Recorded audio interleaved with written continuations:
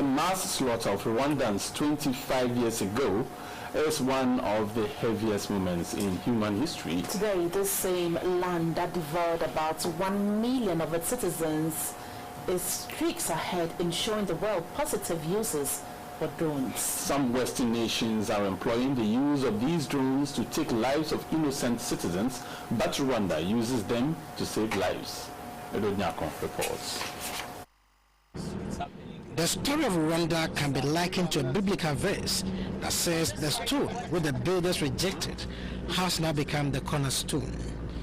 This is because to many people, Rwanda is synonymous with the horrors of the 1994 genocide against the Tutsi, which led to the destruction of not only lives, but also the little infrastructure it could boast of after several years of conflict.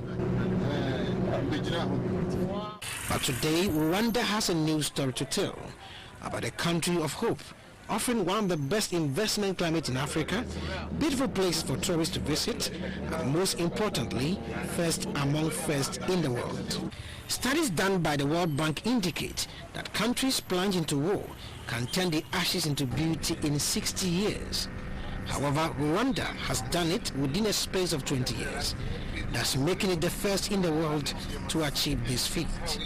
It is the first country in the world to have 60% of its parliamentarians being women, the first to have 98% health insurance cover for its citizens in Africa, as well as the cleanest city on the continent of Africa. The first in Africa to have successfully banned the use of plastic bags since 2007.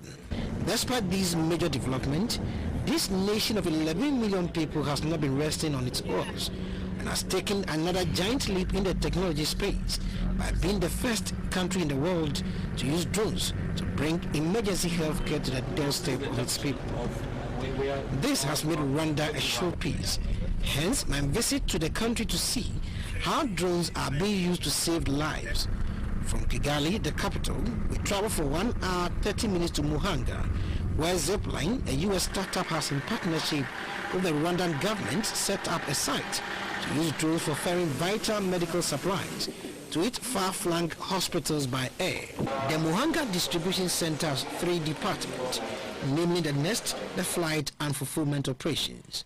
Basically, the Nest is the control tower where the flight operators communicate to the Kigali International Airport to receive clearance before the drones are sent to hospitals in remote areas in the country to deliver blood to save lives. From the Nest, my next stop was the Fulfillment Center. This is where the blood is kept before they are distributed. But before one enters, he or she has to cover his shoes to avoid any contamination.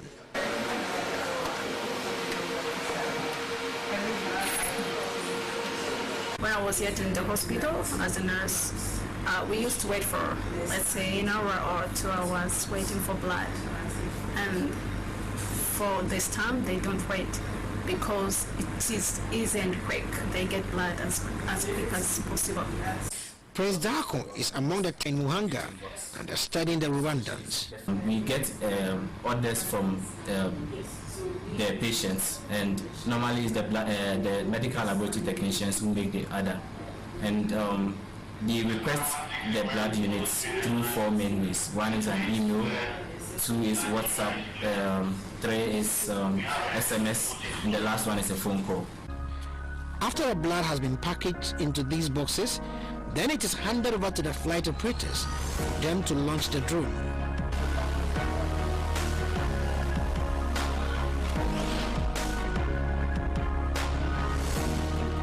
Georgina Wilson is the first Ghanaian female to be trained as a drone flight operator by Zipline. Coming here has given me an exposure that has sharpened my skills in observations, and it's also sharpened my skills in hands-on maintenance.